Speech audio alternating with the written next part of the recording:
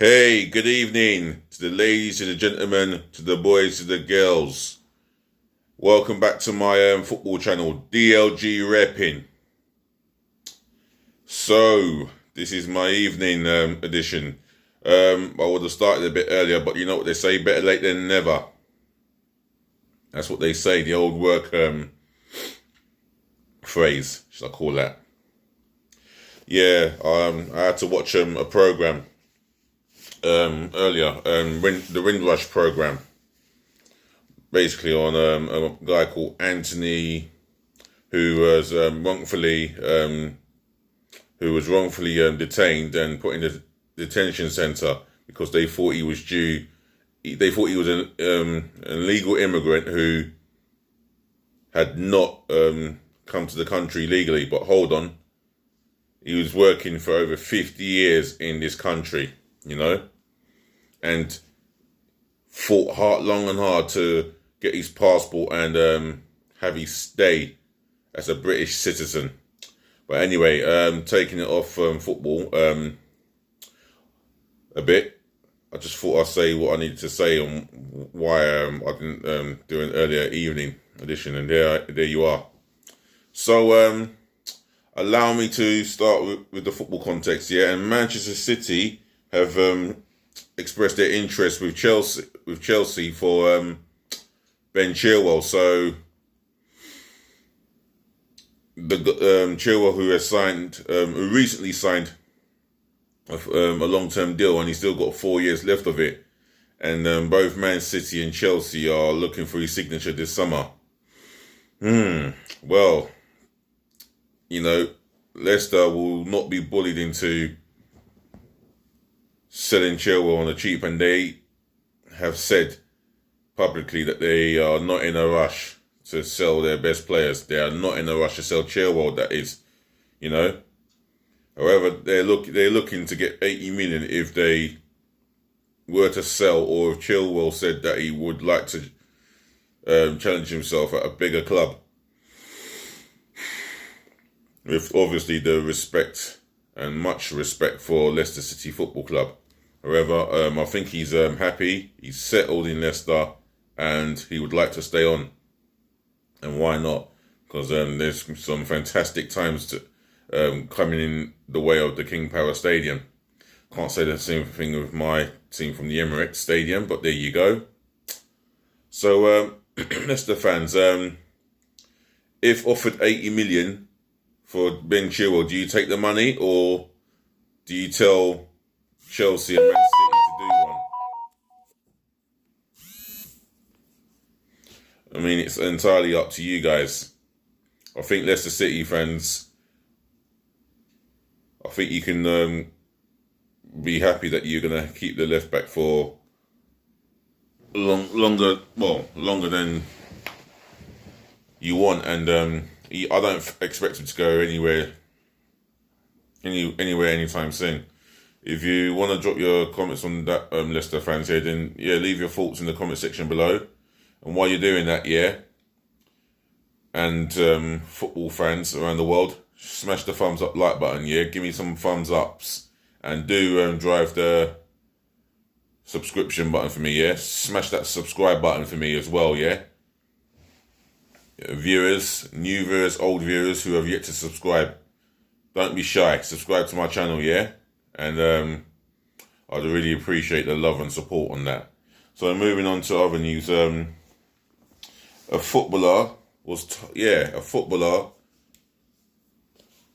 was coughing told the police that he had COVID-19, but it seems to me he was either ignored or the police officer turned a blind eye. But I'm going to read it here. Excuse the yawning, it is late. A footballer has been remanded in custody after being convicted of coughing at police officers and telling them he had coronavirus. James Hurst, 28 years, flew into a range in the garden of a woman's home in Glasgow, Drumchapel, in April. He admitted acting in a threatening or abusive manner towards the officers.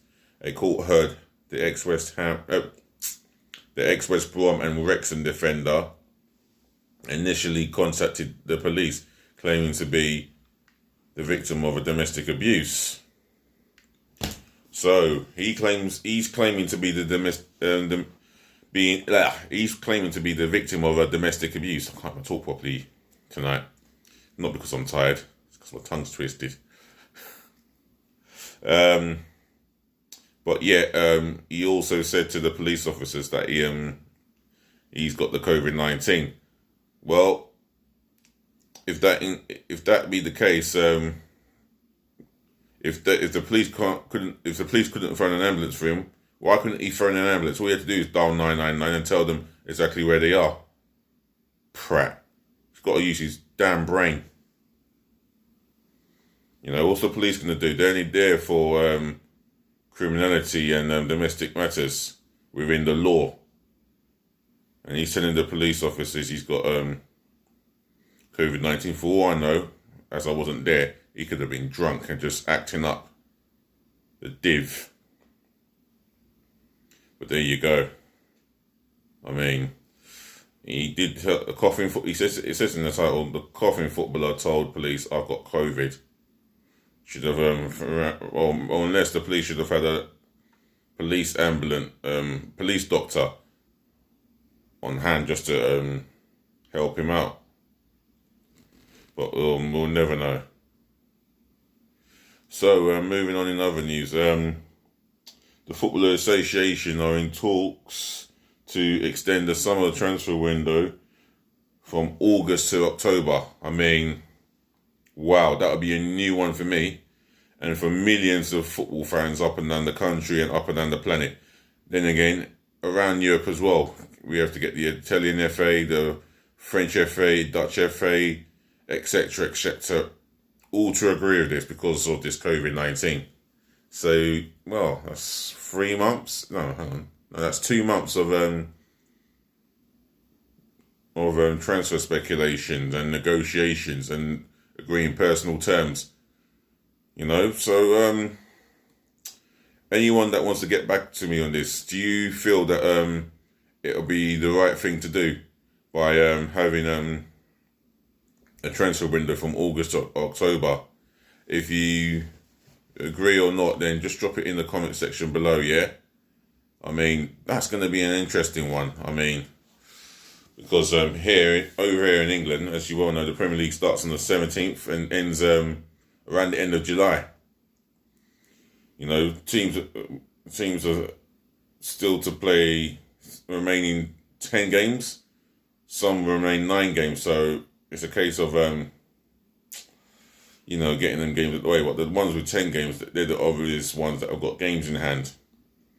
And it's going to be an interesting finish. And how the transfer window is going to work, it's beyond me. But the Football Association in this country are in strong talks of the possibility of the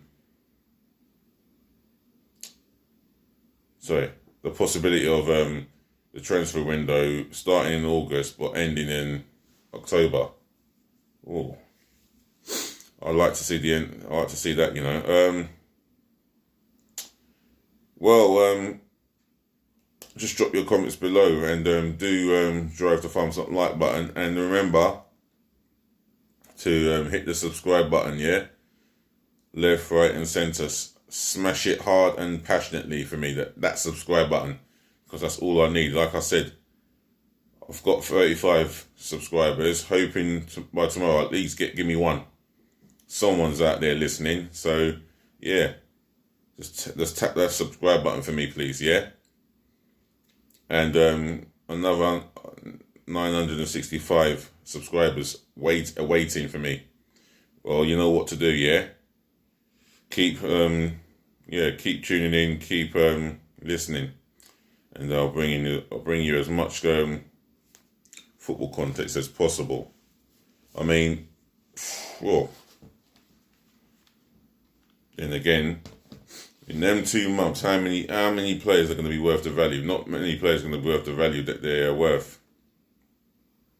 And it's a case of clubs are not going to be selling, or they're not going to be selling their price assets for the money they want. They're going to have to sell the price assets for the money that they're going to be valued at, and they're going to be valued lower than the original valuation. You know, let's say Koulibaly is meant to be quoted at 100 million. Although Napoli might hold out for that, but they might have to accept half of that fee. It could be the truth. And another thing that I've just come my way, moving on in other news, England quartet in top 5 most valuable. Raheem Sterling, Jadon Sancho, Trent Alexander-Arnold and Marcus Rashford have been named among the top 5 most valuable players in Europe by analysis. The England quartet are joined on the list by Paris Saint-Germain's Kylian Mbappe, who was named number 1 with a value of £230.5 million. Wow. Is that his transfer fee? Is that how much to buy him? That's possibly just a release clause altogether. Whew. The list has been compiled by the CIES Football Observatory and focuses on players in Europe's top 5 leagues. Juventus star Cristiano Ronaldo, 35, is 70th on that list. Well, he's been a revelation in terms of value. He could have gone for maybe more than 230 million some couple of years ago, or some recent years ago. Wow. 5 English players worth that amount of money. That's astonishing for me. Just shows you football has gone mad financially. Alright guys, I'm going to end it here. As you can tell, I'm really tired. So, ladies to the gentlemen, to the boys, to the girls, it's been a pleasure talking to you guys. I hope you enjoyed my channel. And if you really do enjoy my channel, you know what you have to do. Yeah, not just comment and like, smash the subscribe button for me, yeah? Otherwise, yeah, thank you for listening, thank you for tuning in. Peace, love and bless. DLG Reppin, and I'm out again. Good night.